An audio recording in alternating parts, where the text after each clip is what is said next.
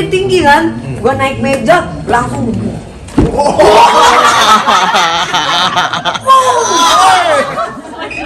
Iya aku gitu juga kan, beneran mah.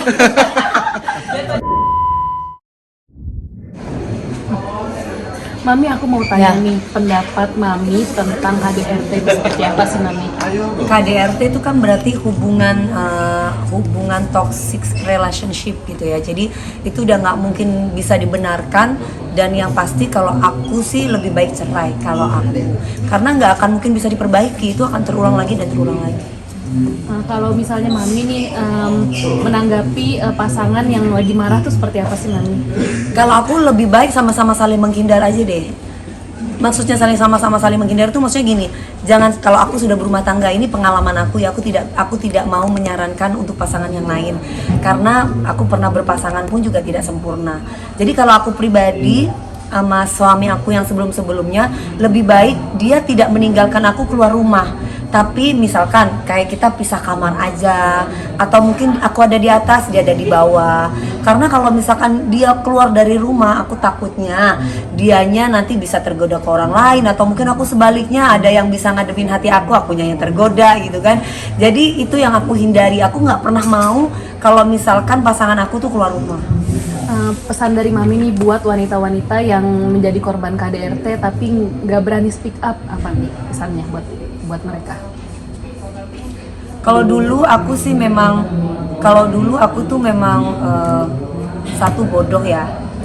Kedua, aku tidak bisa berpikir realistis. Yang aku tahu adalah dia mencintaiku, dia menyayangi aku, dan itu aja yang ada di otak aku, karena mungkin aku didoktrin ketika itu. Jadi itu yang membuat aku tidak bisa lepas dari hubungan rumah tangga yang dipenuhi dengan KDRT itu dulu.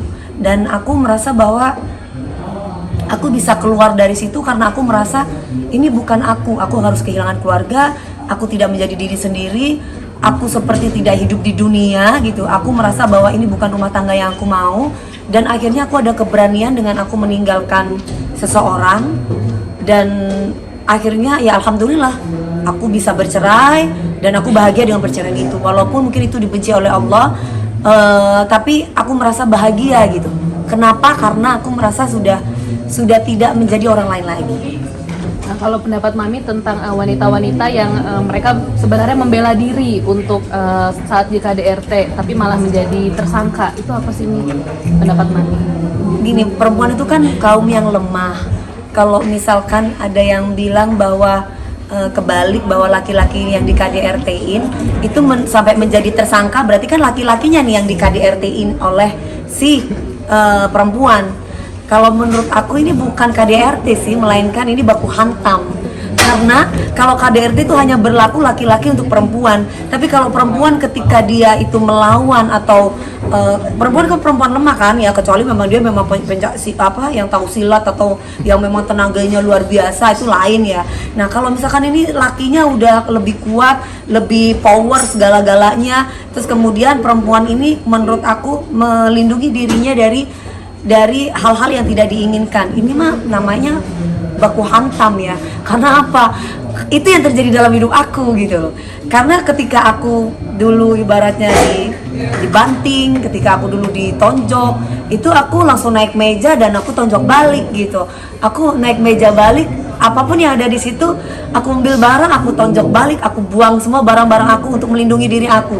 Nah ketika barang-barang yang aku buang terus tiba-tiba kena di tubuh dia dan akhirnya bikin dia cedera, entah itu bagian mata, entah itu bagian kaki, apakah aku jadi tersangka?